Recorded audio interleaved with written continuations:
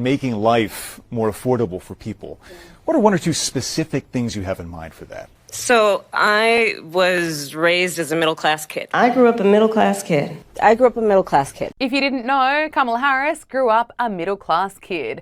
And that has been her go-to answer almost every time she's been asked about her plan for the economy, as well as this. I try to explain to some people who may not have had the same experience, but a lot of people will relate to this. I grew up in a neighborhood of folks who were very proud of their lawn. And I was raised to believe and to know that all people deserve dignity. And that we as Americans have a beautiful character. We have ambitions and aspirations and dreams. With just 44 days to go until Election Day, Kamala Harris is set to reveal her big economic plan later this week. She told reporters today that her plan is about addressing the challenges Americans face, while failing to mention that those challenges have been growing under her watch. While addressing the challenges that they face, whether it be the high price of groceries or the difficulty in being able to acquire home ownership. Over the weekend, Kamala Harris's running mate Tim Walz also revealed that he has forgotten who has been running the country. We can't afford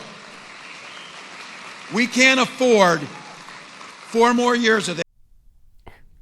And if you need reminding about who's in charge right now, because he's often in hiding or out suntanning, it's this guy. So I want to thank you all for being here. And now, who am I introducing next? Who's next?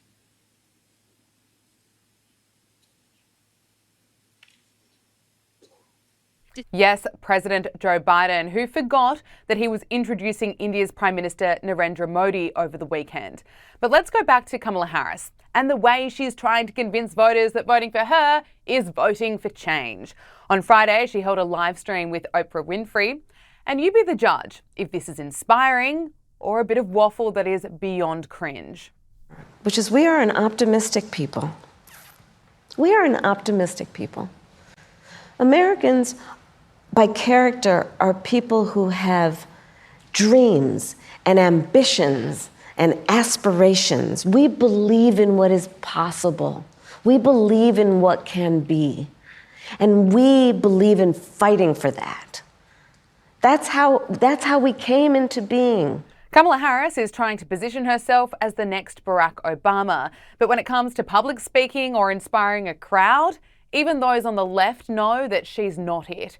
Throughout this election campaign, we've seen prominent Democrats publicly speak out against Kamala Harris to throw their support behind Donald Trump. And this morning, another one has come out in support of Donald Trump. And this is so telling. The Democrat mayor of Hamtramck, Amir Ghalib, has officially endorsed President Trump. And just for some background, Amir Ghalib is not only a Democrat, he's the first Arab American and Yemeni Muslim mayor of Hamtramck, which is an enclave of Detroit, and it is the only Muslim majority city in the United States.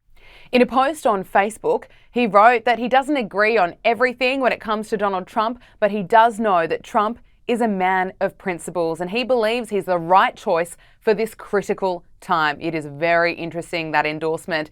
Here is RFK Jr. and Tulsi Gabbard speaking about why they are also endorsing Donald Trump. 16 months ago, in April of 2023, I launched my campaign for President of the United States.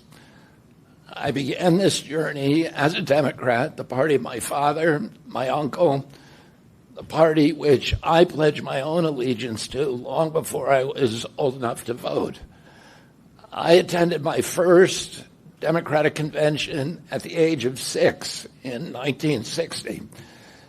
And back then, the Democrats were the champions of the Constitution, of civil rights. The Democrats stood against authoritarianism, against censorship, against colonialism, imperialism, and unjust wars. We were the party of labor, of the working class. The Democrats were the party of government transparency and the champion of the environment. Our party was the bulwark against big money interests and corporate power. True to its name, it was the Party of Democracy. As you know, I left that party in October because it had departed so dramatically from the core values that I grew up with. It had become the party of war, censorship, corruption, big pharma, big tech, big ag, and big money. Because I am confident that his first task will be to do the work to walk us back from the brink of war. We cannot be prosperous unless we are at peace. And we can't live free as long as we have a government that is retaliating against its political opponents and undermining our civil liberties, weaponizing our very institutions against those they deem as a threat. Kamala Harris has done this over the last 3.5 years. She won't hesitate to continue that if she is elected as president. President Trump has been their first and foremost target in this because they don't want us as voters to even have the option to vote for him. I've been their most recent target, added to a secret domestic terror watch list after exposing the truth about what kind of dangers we would face if Kamala Harris is elected as president.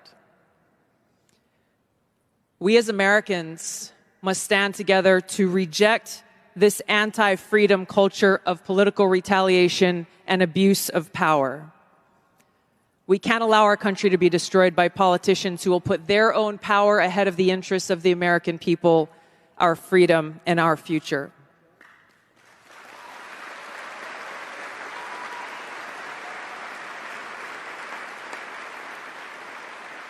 I am proud to stand here before you today, whether you're a Democrat, a Republican, or an independent. If you love our country, as I do, if you cherish peace and freedom as we do, I invite you to join me in doing all that we can to save our country and elect President Donald J. Trump and send him back to the White House to do the tough work of saving our country and serving the people.